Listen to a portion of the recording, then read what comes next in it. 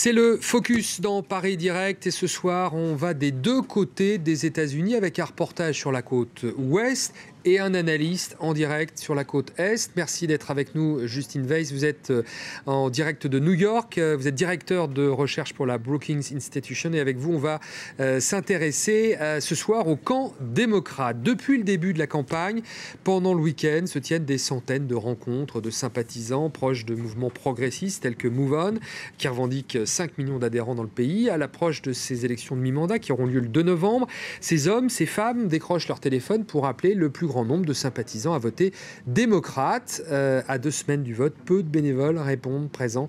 La magie Obama semble ne plus opérer. On va s'y intéresser tout de suite.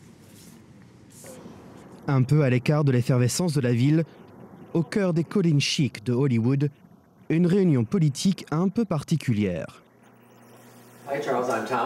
Tom accueille chez lui l'une des centaines de réunions en soutien aux démocrates en difficulté dans les sondages pour les élections de mi-mandat. Tous les trois sont membres de l'organisation Move On, qui en 2008 avait milité en faveur de la candidature de Barack Obama. Dur de mobiliser les troupes cette année, beaucoup d'Américains se montrent très critiques de leur président. Ils l'accusent d'avoir trop pris ses distances avec le peuple. Nous allons tenter de recruter du monde dans le district de Bill Foster, qui se présente au Congrès dans sa ville de DeKalb, dans l'Illinois. Objectif, recruter des sympathisants de ce district pour qu'à leur tour, ils décrochent leur téléphone en faveur du candidat démocrate. Chacun sa liste de sympathisants à contacter. L'heure est venue de passer les premiers appels. Parfait, faites chauffer les téléphones. Aussitôt dit, aussitôt fait. Nous vous appelons pour voir si vous auriez le temps de venir passer des coups de fil pour appeler à voter Bill Foster. L'ambiance studieuse laisse vite place à l'effervescence d'un centre d'appel. Pour ce groupe de sympathisants, se mobiliser pour un candidat d'un autre État, rien de plus normal. Je pourrais prendre mon téléphone pour appeler à voter pour mon représentant au Congrès. Mais voilà, il n'est pas en difficulté.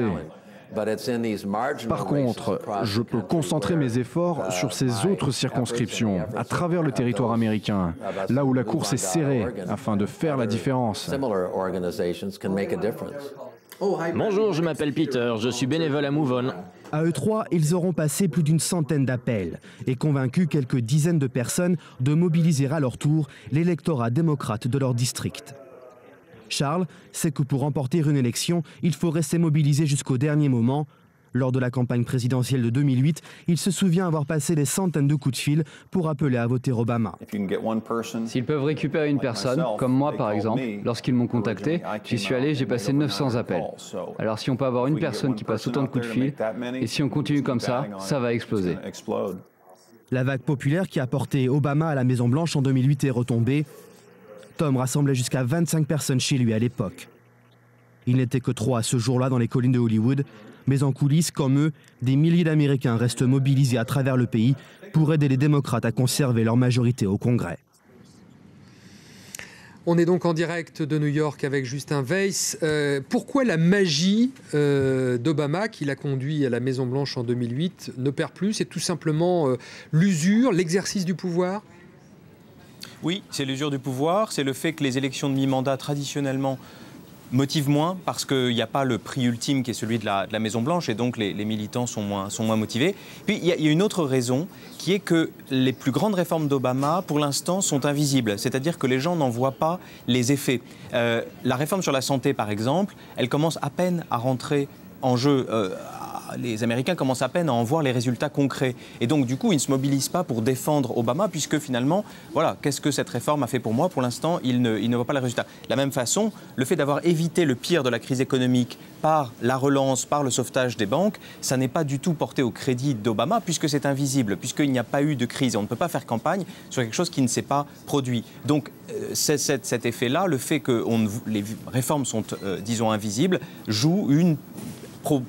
fournit une part de l'explication. C'est-à-dire que Barack Obama s'est fait élire sur un changement qu'il promettait, et ce changement, ce que vous nous dites, c'est que les Américains ne le voient pas ou ne veulent pas le voir?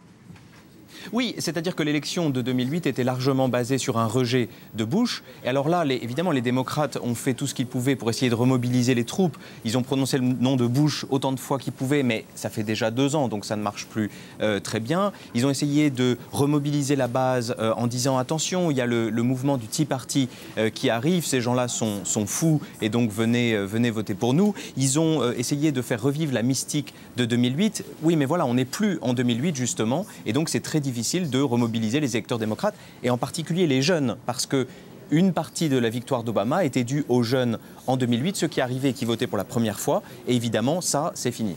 Alors pour les jeunes, pour les femmes, il a sorti son joker, celle qui n'avait pas été vue en meeting avec lui depuis 2008 et cette élection triomphale, c'est sa femme. Est-ce que ça peut marcher ? Oui, il a fait un grand tour. On a vu Michelle Obama à ses côtés qui faisait campagne, qui essayait de motiver les Américains et de leur expliquer les raisons pour lesquelles il faut aussi garder la Chambre. Mais non, la vérité, c'est que ça ne marche pas très bien, tout simplement parce que les ingrédients qui ont fait la grande victoire de 2008, l'espoir, la volonté de rejeter Bush, l'espèce de charisme d'Obama qui a quand même assez largement disparu, faisant place à un personnage finalement ce qu'il est réellement, c'est-à-dire assez cérébral, froid, distant, qui ne connecte pas. D'ailleurs, ce n'est pas un hasard si les démocrates ont mis en avant, bien sûr, Michel d'un côté, mais aussi Bill Clinton de l'autre. Bill Clinton, c'est celui qui garde ce charisme extraordinaire, ce contact avec les électeurs. Pour Obama, c'est fini, et même l'arrivée de Michel, finalement, ne change pas grand-chose de ce point de vue-là. Mais c'est-à-dire qu'il y a d'une certaine manière, entre ce tribun qu'on a vu en 2007 et 2008 faire campagne, et puis le président actuel, une forme de déception. C'est ceux qui ont pu voter pour lui, à voir que ces habits de nouveau président finissaient par le changer et l'affadir d'une certaine manière.